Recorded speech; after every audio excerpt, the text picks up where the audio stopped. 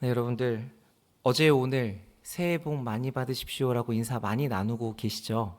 예, 정말 올해는 그 어느 때보다 더 많은 복을 받으시면 좋겠습니다. 이때가 우리가 새해 복 많이 받으십시오라는 말을 가장 많이 합니다. 그리고 특이하게도 우리나라는 이 새해의 복을 비는 말을 한 달을 넘도록 계속합니다. 그래서 작년처럼 2024년에 구정이 2월이 있는 해는 2월이 돼서도 세배하면서 새해 복 많이 받으십시오라고 이야기를 하죠. 근데 저는 좀 어릴 때 이런 표현이 너무 기복적인 것 아닌가라는 생각을 했던 적이 있습니다. 그러니까 자꾸 만나는 사람마다 뭐 마트에서 직원을 만나도 새해 복 많이 받으세요 이렇게 인사를 하잖아요. 그러니까 만나는 사람마다 다 복 받으십시오라고 이야기를 하는 게 뭔가 그저 좋은 일이 많으면 된다라는 듯한 느낌을 제가 이제 받게 됐던 것이죠. 그래서 마치 이런 식으로 계속 인사를 하다 보면 새해 복 많이 받으세요라고 할 때 어떤 실체가 없이도 뭔가 복만을 바라는 성향을 만드는 것처럼 저한테 여겨졌습니다. 우리가 잘 알고 있듯이 복은 하나님만이 주시는 것이죠. 하나님이 복이셔서 우리가 그분을 만복의 근원이라고 이야기를 합니다. 그래서 저는 대학생 때 다른 사람들이 다 새해 복 많이 받으세요라고 이야기를 할 때 혼자서 기어코 그렇게 이야기하지 않고 하나님께서 많은 복 주시기를 바랍니다 라고 했었습니다. 그러니까 저도 이제 어릴 때 한창 이제 바르게 신앙생활 해보겠다라고 할 때 그렇게 이야기를 했던 거죠. 그런데 꽤 시간이 흐른 지금은 저는 절대 그런 표현을 쓰지 않습니다. 이제 다시 새해 복 많이 받으세요라고 똑같이 인사를 하죠. 타협을 했다기보다는 이제는 하나님께서만 복을 주신다는 사실이 굳이 그렇게 제가 힘주어서 티내고 다니지 않아도 제 안에 너무나 당연해졌기 때문입니다.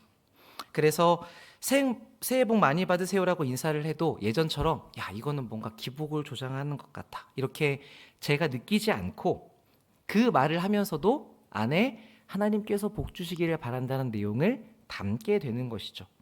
그러니까 이게 자연스럽게 되니까 제 안에 거리낌이 없어지고 그러다 보니까 예전처럼 나는 하나님을 잘 알고 있으니까 다르게 인사할 거야 이렇게 드러낼 필요가 없게 되더군요. 자, 근데 그렇게 되자 한편으로는 사람이 참 평범해진다라는 걸 알게 됐습니다. 예전에 하나님이 복 주시길 바랍니다라고 이야기를 할 때에는 야 쟤는 인사하는 게 좀 달라. 그러니까 뭔가 다른 사람과는 다르다는 느낌이 있었는데 이제는 똑같이 인사를 하니까 보통의 사람처럼 되는 것이죠. 그러니까 이거를 제가 느끼는 개인적인 단어로 표현을 한다면 더 인간다워졌다라고 느낍니다. 그러니까 굳이 하나님이라는 단어를 꺼내지 않아도 우리가 그 마음을 가지고 다른 사람들과 같은 표현으로 소통을 할 수 있기 때문이죠.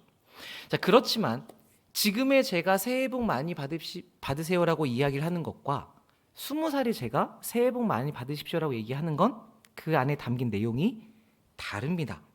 이런 과정을 쭉 거치면서 제가 하나님 안에서 이 말을 한번 다듬었기 때문이죠. 그러니까 이런 식으로 우리는 어떤 평범함 속에 비범함을 담아내는 일들을 하게 됩니다. 하나님께서 자연적인 것들을 사용하셔서 초자연적인 일을 이루시는 것과 비슷한 형태로 우리가 살 수 있게 되는 것이죠.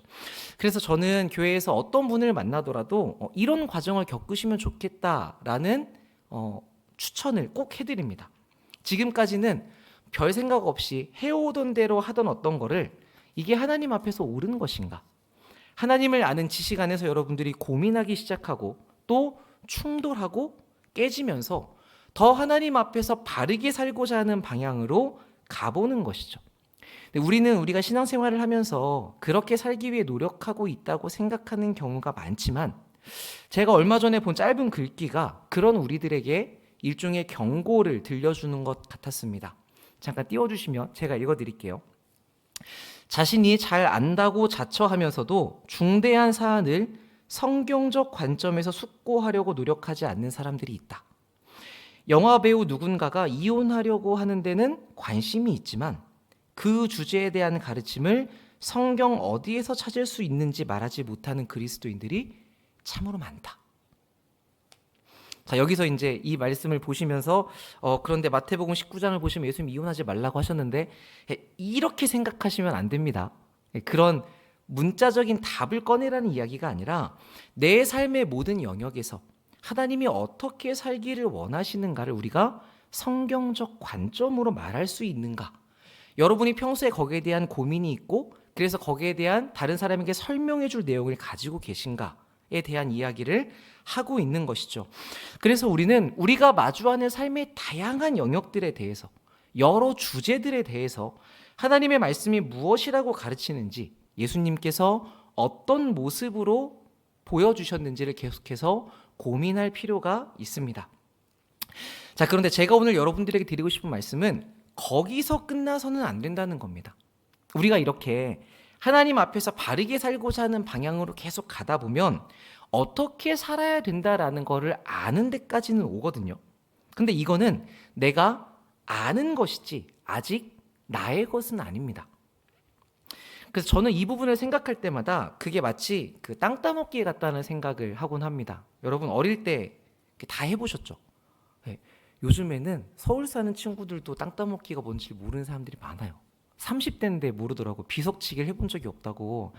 그래서 제가 엄청난 충격을 받았는데 저 어릴 때는 무조건 다 제기차기, 땅 따먹기 뭐 이런 거밖에 안 했거든요. 근데 땅 따먹기를 할 때는 항상 그 내 영역을 먼저 손으로 그려놓고 돌을 구하죠. 돌을 구해서 이제 손가락으로 튕깁니다. 한 번, 두 번, 세 번 해서 다시 제 영역 안으로 들어와야 그게 내 땅이 되는 거죠. 우리가 아는 것을 많이 이야기할 수 있는 때에는 돌을 쳐서 멀리 간 것과 같습니다. 그런데 많이 배워서 남들보다 많이 갈 수는 있는데 이때는 아직 돌아오지는 못한 것입니다. 그러니까 가기만 하면 안 됩니다. 여러분이 많이 배워서 많이 아는 데까지 갔다면 다시 돌아와야 하는 것이죠. 그래야 여러분의 영역이 생깁니다. 신의 산에 올라가서 여러분이 말씀을 받으셨으면 거기에 머무르면 안 되고 다시 땅으로 이스라엘 진영으로 내려오셔야 합니다. 그렇게 갔다가 지나서 돌아오셔야 그 넓어진 지경 안에 많은 것이 담겨지고 그만큼의 영역을 여러분들이 품을 수 있는 사람이 되는 것이죠. 새해 복 많이 받으시라는 인사를 하다가 죽어도 그렇게 인사 안 하겠다고 바르게 해보겠다는 지점까지 거쳐서 다시 그 인사를 하나님 안에서 자연스럽게 할 수 있는 이 보통의 자리까지 오시는 것이 우리들에게 필요한 부분일 수 있다는 말씀입니다. 어른들께서 존경을 받으시는 이유가 저는 이 부분에 있다고 생각합니다. 저는 여기 계신 모든 분들보다 아마 어린 것 같습니다.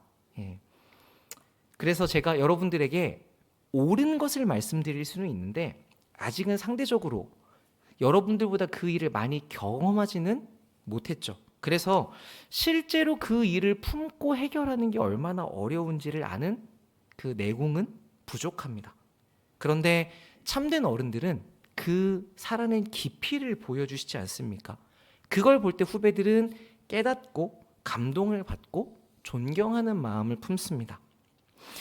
여러분들이 지금 하나님 안에서 계속 걸어가고 계시는 과정은 바로 그런 자리에 도달하는 일입니다. 길게는 여러분들의 인생의 연수만큼, 짧게는 작년 2024년을 그렇게 하나님의 손에 붙들려서 이끌려 오셨죠. 그렇게 우리는 바울이 고린도 교회에 쓴 편지도 어느덧 마지막 부분을 보게 되었는데 지금까지 여러분들과 말씀을 가지고 씨름해온 모든 작업이 다 그런 맥락 안에 있습니다. 고린도 교회는 비교적 바울이 오랫동안 가르쳤던 교회입니다. 그런데 그럼에도 많이 배웠음에도 불구하고 잘못된 자기 자랑을 일삼고 있었기 때문에 바울이 너희는 그리스도를 그렇게 배우지 않았다라고 시작부터 짚어주고 있죠. 그리고 자기가 전해주었던 십자가의 도가 무엇인지를 원론적인 내용부터 쭉 설명을 다시 했습니다. 그렇게 앞에서 기본을 잡아놓은 후에 이어서 여러분들이 십자가를 제대로 알지 못했기 때문에 교회 안에서 어떤 문제들이 벌어졌는지를 이야기하며 바로 잡아가기 시작했죠. 여러분, 우리 교회는 이런 작업이 필요하겠습니까? 필요 없겠습니까? 네, 우리가 고린도 교회 이 시행착오를 말씀을 통해서 여러 번 배웠잖아요. 네, 그래서 이미 이 문제를 알고 있고 해결책도 알고 있기 때문에 우리 교회는 이런 문제는 없고 다른 문제가 있겠습니까? 그렇지 않죠. 어느 교회나 이런 부분에 대해서 해결해 가는 것이 필요합니다. 그러니까 고린도전서는 고린도 교회 사람들이 이렇게는 잘못했다를 고발하려고 하는 게 아니라 그걸 통해서 우리에게 교훈과 가르침을 주기 위한 책이죠. 그래서 누구보다도 우리가 이 가르침을 받고 나를 바꾸어가고 교회를 새롭게 해가야 하는데, 그런데 그 과정에서 우리도 똑같은 문제를 마주치게 된다는 것입니다. 너가 맞으냐? 내가 맞으냐 하는 문제이죠. 이걸 조금은 더 고상하게 표현하면 이렇게 하는 게 맞습니까? 저렇게 하는 게 맞습니까? 라고 이야기할 수 있지만 사실은 결국은 내 의견이 맞습니까? 저 사람 말이 맞습니까? 와 같은 것입니다. 그런데 바울은 이런 초등학생 같은 질문에 엄마 얘가 맞아 내가 맞아 라고 하는 것과 같은 질문에 훨씬 더 고급스러운 대답을 해주죠. 너가 맞아, 이 행동이 맞아 라는 게 아니라 그 행동을 할 때 그 안에 무엇을 담아야 하는지를 가르쳐 준 것입니다. 옳고 그름만 따져서 누가 맞고 누가 틀리냐를 나누려고 하는 우리들에게 그걸 훨씬 넘어설 수 있는 큰 가치를 제시하는 것이죠. 그래서 앞의 모든 내용들이 어떤 것이었습니까? 여러분이 무슨 선택을 하던 간에 하나님의 영광을 위해서 결정하십시오. 여러분이 어떤 일을 하던 간에 그리스도께서 여러분을 위해 하셨던 것처럼 상대방을 위해서 사랑으로 행하십시오. 그렇게 모든 일을 성령의 하나 되게 하심을 따라서 행하라고 어떤 행동의 법이 아닌 우리의 마음의 원리를 계속해서 가르쳐 주었습니다. 자, 그런데 여러분, 바울이 그렇게 이야기를 하면서 이분이 정말 글을 잘 쓰는 게 그 주제들을 다 꿰어서 점차적으로 더 큰 내용을 향해 전진해 가고 있다는 것을 보게 됩니다.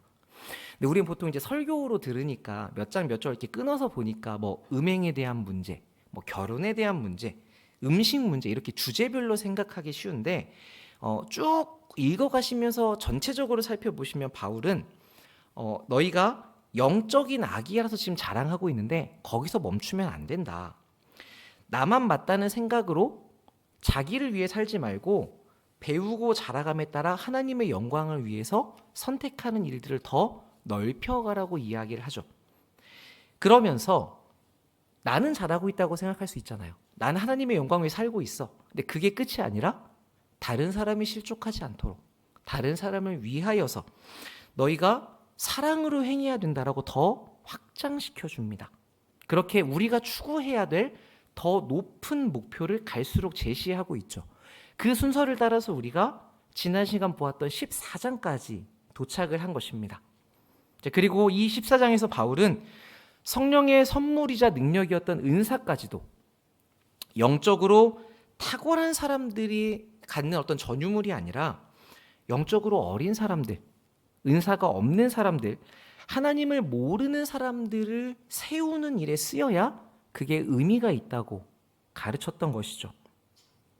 여러분, 이게 다 지금 무엇을 이야기하고 있습니까? 하나님의 복음, 그리스도께서 제정하신 성찬, 또 성령께서 주신 선물인 은사, 이런 영적인 탁월한 모든 것들을 다 돌고 돌아서 어디로 오냐면 다시 평범해 보이는 자리로 오는 것입니다. 우리 14장 26절 말씀을 같이 한번 읽어보겠습니다. 26절입니다. 시작. 그런즉 형제들아 어찌할까? 너희가 모일 때에 각각 찬송시도 있으며 가르치는 말씀도 있으며 계시도 있으며 방언도 있으며 통역함도 있나니 모든 것을 덕을 세우기 위하여 하라. 아멘. 너희에게 대단한 영적인 능력이 많은 것을 나도 잘 알고 있다. 그런 게 풍성한데 그런데 그걸 어떻게 하라고요? 덕을 세우기 위해서 하라고요. 여러분, 우리는 여기서 이제 이 말에 포함되어 있는 숨어있는 내용이 무엇인지를 발견할 수 있습니다. 이걸 반대로 말하면 뭐가 됩니까? 덕을 세우는 일이 아니라면 은사든 뭐든 어떤 대단한 것이든 하지 마라. 이런 이야기죠. 그러니까 이렇게 어떤 신비하고 초자연적인 대단한 것들이 다 평범한 원리 안으로 들어오고 있습니다. 특별한 것을 퇴색시켜버리는 게 아니라 덕을 세우는 것, 남을 위하는 것, 이 사랑이라는 원리가 모든 것을 의미 있게 만들어주기 때문에 어떤 대단한 것이라도 이 안에 담겨야 된다고 이야기하는 것이죠. 따라서 여러분들이 이 말씀에 순종하겠다고 하신다면 여러분은 내가 덕을 세우는 방향으로 결정하고 행동하고 있는지를 어디서든지 고민하셔야 합니다. 자, 근데 그러려면 덕을 세우는 게 과연 무엇인가를 우리가 알 필요가 있겠죠. 그게 그 26절 뒤에 이어지는 내용에서 설명이 됩니다. 27절부터 보겠습니다. 만일 누가 방언으로 말하거든 두 사람이나 많아야 세 사람이 차례를 따라하고 한 사람이 통역할 것이요 만일 통역하는 자가 없으면 교회에서는 잠잠하고 자기와 하나님께 말할 것이요. 자, 방언에 대해서는 순차적으로 통역을 통해서, 그러니까 즉 다른 사람들이 알아들을 수 있게 하고, 그게 안 되면 혼자 하라고 합니다. 아무에게도 통하지 않는 말이니까요. 그러니까 이런 종류가 덕을 세우는 일이라고 볼 수 있겠죠. 자, 이어서 29절입니다. 예언하는 자는 둘이나 셋이나 말하고 다른 이들은 분별할 것이요 만일 곁에 앉아있는 다른 이에게 계시가 있으면 먼저 하던 자는 잠잠할지니라. 너희는 다 모든 사람으로 배우게 하고 모든 사람으로 권면을 받게 하기 위하여 하나씩 하나씩 예언할 수 있느니라. 예언하는 자들의 영은 예언하는 자들에게 제재를 받나니 하나님은 무질서의 하나님이 아니시오 오직 화평의 하나님이시니라. 아멘. 여기까지를 요약하면 무슨 말입니까? 예언이라는 하나님의 말씀마저도 가르치는 사람과 배우는 사람이 나뉘어져 있지 않다. 서로가 서로에게 유익하게 권할 수 있는데, 그러니까 서로 내 말이 맞다라고 주장하지 말고 한 명씩 순서대로 말해라. 그리고 듣는 사람들은 그 말이 진짜 하나님의 말씀인지를 분별하라고 이야기합니다. 여러분, 이 분별하라는 말에는 그 지금 하고 있는 예언이 하나님의 말씀이 맞을 수도 있고 아닐 수도 있다는 내용이 담겨 있죠. 근데 그렇다고 해서 혼란스럽고 시끄럽게 그 일을 다투면서 갈 게 아니라 질서 있고 화평한 가운데 이루어갈 수 있다는 것입니다. 하나님이 그런 분이시고 우리가 그 하나님의 자녀들이기 때문입니다. 그러니까 우리가 교회 안에서 마주하는 갈등들, 문제들을 어떤 식으로 풀어가야 하는지 그 태도와 자세를 바울이 명확하게 이야기해주고 있는 것이죠. 그러기 위해서 우리가 어떻게 해야 되는가? 조금 더 본질적으로 가져야 되는 내용인데 그게 36절부터 38절까지의 말씀입니다. 우리 이 부분은 같이 읽어보겠습니다. 36절부터 시작. 하나님의 말씀이 너희로부터 난 것이냐 또는 너희에게만 임한 것이냐. 만일 누구든지 자기를 선지자나 혹은 신령한 자로 생각하거든 내가 너희에게 편지하는 이 글이 주의 명령인 줄 알라. 만일 누구든지 알지 못하면 그는 알지 못한 자니라. 아멘. 여러분, 만약에 우리 교회에서 어떤 분이 갑자기 예언을 하기 시작했다고 생각을 해봅시다. 그러면 일단 우리는 경계하겠죠. 일단 우리는 경계하겠지만 예언을 하는 스스로는 어떻겠습니까? 자기가 지금까지 경험해보지 못했던 놀라운 일이 벌어지는 거잖아요. 하나님이 나를 통해서 우리 교회에 말씀을 주신다니. 그러니까 자기가 하나님의 말씀을 전할 수 있는 사람이라고 스스로 놀라게 될 겁니다. 그리고 이 일이 좀 지속되다 보면 내가 하나님의 선지자라고, 내가 신령한 말씀을 전하는 자라고 생각할 수 있겠죠. 왜냐하면 지금 하나님이 나한테 말씀하고 계시니까. 그러니까 그런 생각이 들 수는 있는데 그 생각에만 갇히게 되면 어떻게 되냐면 나만 하나님의 말씀을 전하는 사람이 됩니다. 여기서 벗어나지 못하는 이 많은 사람들의 아집을 바울이 아주 강력하게 깨뜨리고 있는 것이죠. 너만 선지자냐? 너만 하나님의 말씀을 받았느냐? 아니다. 네가 만약에 진짜 하나님의 말씀을 받은 선지자라면 지금 내가 주는 이 편지도 하나님의 말씀인 줄을 알 것이다. 근데 너가 이 말씀을 하나님의 말씀이라고 못 받아들이면 너는 하나님의 말씀을 제대로 아는 사람이 아니다. 이렇게 강하게 이야기하는 것입니다. 제가 아마 설교하면서 여러분들에게 자주 말씀드렸던 말씀일 겁니다. 우리가 많이 배웠을 수 있습니다. 신앙생활을 열심히 했을 수 있죠. 그런데 그렇다면 그래서 내가 제일 옳습니까? 그건 아니죠. 목회자도 신학 공부를 참 많이 하면 교리적으로 정말 완벽할 수 있습니다. 그런데 목양을 해야 되는 성도님들의 마음을 읽거나 위로하거나 함께 있지 못한다면 이 부분에서는 부족한 면이 있는 겁니다. 그러면 답은 알아도 다 옳은 것은 아니라고 할 수 있죠. 그러니까 이런 때는 목사님이라고 할지라도 듣고 배우고 고쳐야 됩니다. 그러니까 하나님이 이 일을 포기하시지 않기 때문에 매번 사람들을 보내서 우리를 교훈하시는 것이죠. 그런데 우리는 그런 이야기들을 들을 때 대부분 어떤 마음이냐면 일단 반박합니다. 내가 그럴 만한 이유가 있었고 나는 이런 면에서 맞고 그런 면에서 당신의 이야기는 이렇게 틀립니다. 왜 그렇게 이야기하냐면 우리는 내가 나를 가장 잘 안다고 생각하기 때문에 그렇습니다. 근데 여러분 이제는 잘 아시지 않습니까? 나는 내가 생각하고 있는 나를 알 뿐이지 실제로 행동하는 나의 모습은 잘 모릅니다. 제가 지금 어떤 모습인지는 저는 이 카메라가 없으면 볼 수가 없습니다. 그래서 어떤 때는 열심히 설교를 하고 내려왔는데 제 머리가 이렇게 흘러내려가지고 너무 신경이 쓰여서 설교를 잘 못 들었다고 말씀하신 때가 있어요. 그걸 제가 그때 알았으면 바로 치웠겠죠. 아니면 바로 잘라버리든지 방해가 안 되시든지 제가 그렇게 했을 텐데 제가 설교를 하는 내내 1시간 내내 그거를 모릅니다. 여러분들만 아시죠? 저를 못 보니까. 그러니까 마찬가지로 거의 모든 순간에 남들이 보아주는 나의 모습이 맞을 확률이 훨씬 높습니다. 그런데 우리는 어떻게 생각하냐면 다른 사람들이 고칠 게 많지 나는 고칠 게 그렇게 많지는 않다고 생각해요. 그러니까 여러분 항상 그 생각을 반대로 하셔야 됩니다. 내가 그렇다면 다른 사람들이 나를 볼 때는 내가 고칠 게 더 많겠구나. 그래서 여러분 배우자분의 말씀이 또 자녀들의 말이 가까운 지체들이 해주는 이야기가 거의 맞기 때문에 내 생각과는 다르다고 하더라도 우선은 당신이 보아주는 말이 맞을 수 있겠습니다라고 받아들이는 연습을 하셔야 됩니다.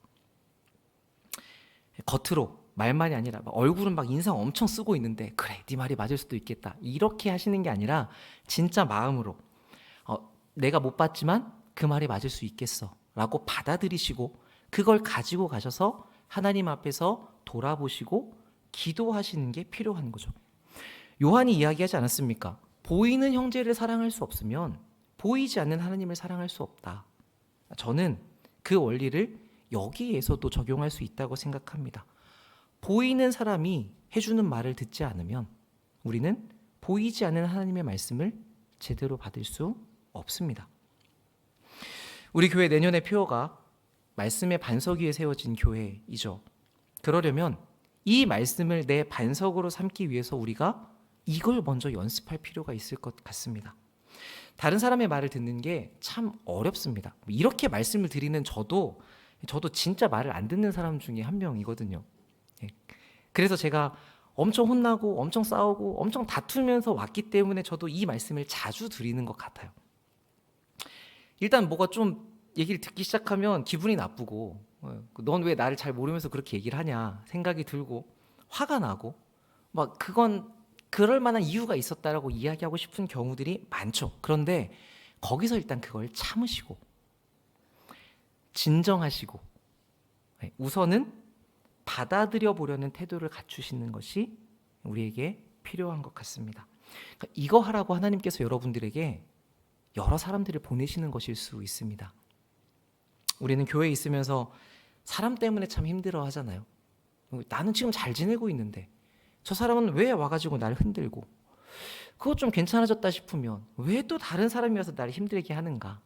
참 교회 생활하기 어렵다 싶으실 수 있는데 그런데 그게 하나님께서 우리 교회를 성숙으로 길러가시는 한 방편이라고 생각을 합니다. 우리가 정말 안 좋아하는 방법이죠.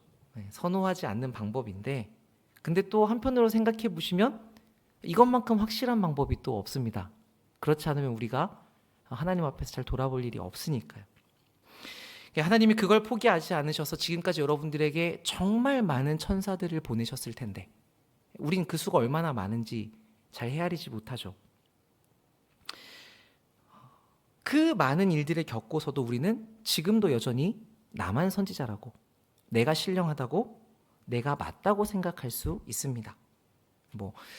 그렇게까지 우린 예언을 하는 사람들이 아니니까 그렇게까지 생각하지 않을 수 있지만 표현을 바꾸자면 단순합니다. 내가 맞아. 다 내가 옳아라고 생각한다면 오늘 바울의 이 말씀을 여러분이 깊이 생각해 보시면 좋겠습니다. 다른 사람을 통해서 주시는 하나님의 말씀을 알아채지 못하면서 어떻게 그렇게 하나님의 말씀을 잘 안다고 확신할 수 있는가? 바울은 이렇게 우리의 어떤 마음을 깨뜨린 뒤에 14장의 마지막을 이렇게 평범한 말로 마무리하고 있습니다. 39절과 40절 함께 읽겠습니다. 시작. 그런즉 내 형제들아 예언하기를 사모하며 방언 말하기를 금하지 말라. 모든 것을 품위 있게 하고 질서 있게 하라. 아멘. 마지막 구절이 참 인상적이죠. 뭐라고 하냐면 예언하기를 사모하고 방언 말하기를 금하지 말라. 무슨 뜻입니까? 다 하라는 겁니다. 지금까지 앞에서 그렇게 이게 맞고 저게 맞고 저건 그렇고 다 설명해 놓고는 마지막에 와서는 또 헷갈리게 다 해라 이렇게 얘기를 하는 것이죠. 자, 그러니까 이걸 하라는 거냐 말라는 거냐, 이제는 아마 이렇게 생각하시는 분은 없으실 것 같습니다. 그 설명들을 다 들었기 때문에 우린 이 말에 담긴 의미를 알게 되죠. 그게 무엇이고 무엇을 위해서 해야 되는지, 다른 사람을 위해서, 다른 사람을 사랑하는 마음으로 교회의 덕을 세우기 위해서 해야 된다는 원리를 우리가 깨닫는 것입니다. 그 모든 것이 마지막 절에 담겨 있습니다. 모든 것을 품위 있게 하고 질서 있게 하라. 2024년 여러분들의 한 해를 돌아보시면 어떠한 삶이셨습니까? 우리의 생각과 말과 행동은 품위가 있는 것이었습니까?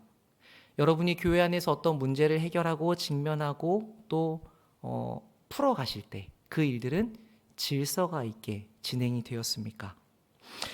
사람은 참 정직해서 이기적인 것을 보면 눈살을 찌푸리게 됩니다. 갑질하는 사람을, 새치기하는 사람을 우리는 다 비난하죠. 근데 반대로 이타적인 내용을 보게 되면 거기서 고상한 가치를 느낍니다. 승객을 살리기 위해서 끝까지 핸들을 놓지 않았던 사람에게 우리는 감동을 받습니다. 저는 여러분들이 이런 품위를 가지신 분들이 되셨으면 좋겠습니다. 그래서 우리의 손에 쥔 것이 좋은 게 아니라 사람 자체가 좋으신 분들, 하나님이 창조한 인간의 고결함과 고상함의 품격이 느껴지는 그런 분들이 되시기를 바랍니다. 이 말씀을 기억하시면서 우리 2025년 하나님의 든든한 말씀의 반석 위에 무너지거나 쓰러지거나 불타지 않는, 영원하게 남게 되는 여러분들의 인격을 쌓아가시는 복된 한 해가 되시기를 주님의 이름으로 축복합니다. 아멘. 이 시간 우리 함께 몇 가지 기도하겠습니다.